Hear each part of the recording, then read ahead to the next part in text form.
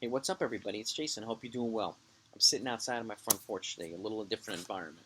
I will be walking around right now doing this video, but it's really windy, and I don't want that to get in the way. I want you to be able to hear me. So, just want to get some nice fall chill air, sit out and just listen to the birds and all that stuff, and just hang out in a different environment today. Instead of the whiteboard, I have my notebook, and want to go over my next video, which is 8 free agent signings that should happen in the major leagues this offseason. Okay, my next video is going to be 7 trades that should happen, and then right after the World Series, you're going to see my MLB free agent predictions for 2021. I'm going to go with my top 30 players. After that, I'll be doing my contract predictions for those players. So you're not going to want to miss these videos. So if you have not yet subscribed, do that right now. Hit the bell next to it so you don't miss it. For my regulars, you're the best. If you're new, welcome to the channel. But even if you don't plan on watching all those videos, please subscribe to the channel. It's really helpful to its growth, and I want to continue making this into one of the best channels out there. And let me know if you do subscribe, and leave comments down below so I can personally thank you. I really, really appreciate your support. And like I said, I want to continue making this into one of the better baseball channels out there. And I love dialogue, so I always respond to everybody's comments. We have good comments. We have a lot of fun. So with that, let's go over 8 signings that should happen this offseason. And by the way, take a look in the description. You'll see the most recent videos that I put out for your enjoyment as well. Number 1. Actually, let's go from 8 to 1. The Chicago Cubs should sign Marcelo Zuma. They need another outfielder, okay, and another bat.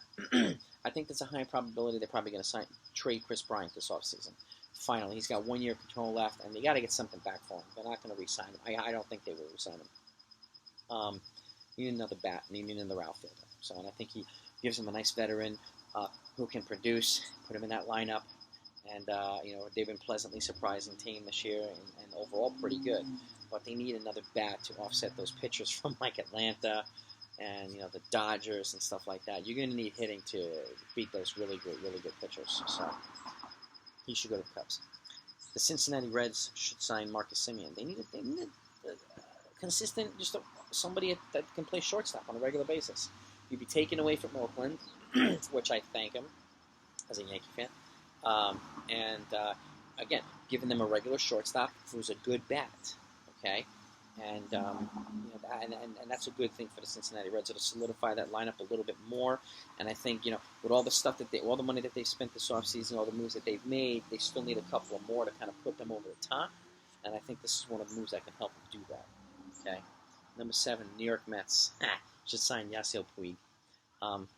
Steve Cohen is, they have their new Uber billionaire owner. I think he's going to sign, make some serious moves this offseason. You'll see it in my predictions video, my free agent predictions.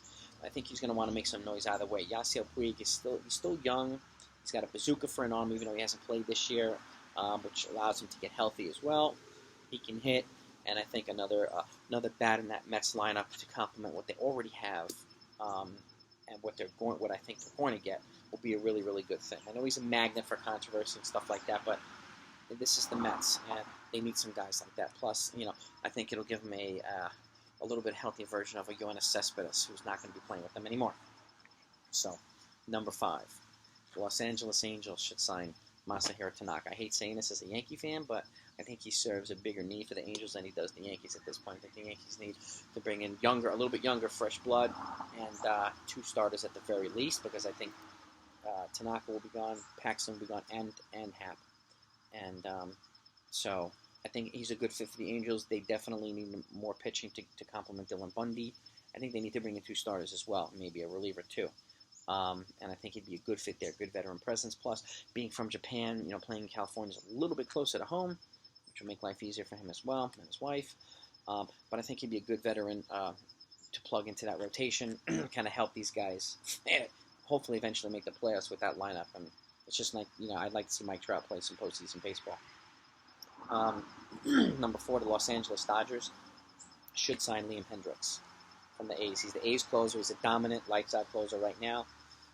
Kenley Jansen's on the decline. It's pretty obvious. They need to plug in somebody for that bullpen.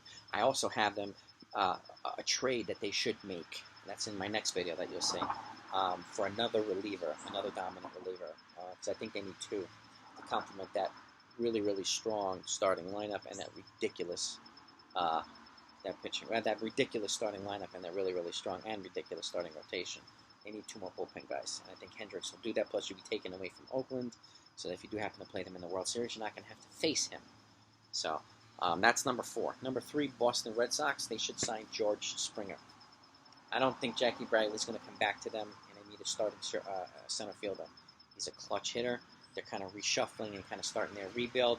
I don't know whether they're going to trade JD, but if they don't, this is another clutch guy to complement JD. Maybe it'll make him better again, or just kind of give him that, rejuvenate him a little bit. You know, he can plug him right into center field and give them that consistent hitter. But you'd be taking him away from Houston, too. So I think he's a good fit in Boston. Number 2, Minnesota Twins. They should sign Trevor Bauer. Hear me out here. Minnesota's made the playoffs for 6, 7, 8 years in the last decade or more, a little bit more than a decade. They haven't won a playoff game in 20 games. So, and the last time they were competitive in the playoffs and won the World Series, they had a horse. They had an ace at the top, Jack Morris. Okay, they need a horse like that at the top instead of having a bunch of 2s and 3s and 4s. Okay, you plug in Trevor Bauer because I don't think Odorizzi will come back. I think he'll sign elsewhere. If he does come back, great, but I still think they need a horse at the top, and Trevor Bauer will give them a horse. I also have them a significant trade that they should make, so you'll see that in the next video too. But Minnesota needs Trevor Bauer more than most of the teams do. So there's other starters available, but he is a bona fide ace, and he's not going to cost, you know, a long-term deal. He might cost a good amount of money, but he prefers working, and he's made it clear, he prefers working on a 1- to 2-year deal, so it's a perfect situation for a team like the Twins. So that's number 2.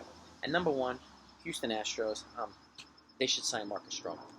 I know folks are saying he's a good fit. You know, he loves New York and blah, blah, blah. He didn't really do much in the Mets. He was okay. And I just don't see the Yankees bringing him in. If they do, great. If they don't, they're not going to bring him in as a bona fide ace. They'll bring him in as a number 3 or a 4. I think he's a better fit in Houston, particularly with Justin Verlander out for the whole season with Tommy John. Somebody to complement Zach Greinke and Jose Urquidy. I don't even know who the rest of the people in the rotation are. So I think he'll be a good fit there. So those are my 8 signings that should happen, free agent signings that should happen this offseason. Let me know what you think. If you enjoyed it, hit the thumbs up. Obviously, put some comments down below. I'll respond to all of them. And make sure you hit that subscribe button before you leave this channel, before you leave this video. It's really, really helpful, and I greatly appreciate it. And again, watch out. There's a bunch of new videos coming. I'll talk to you then.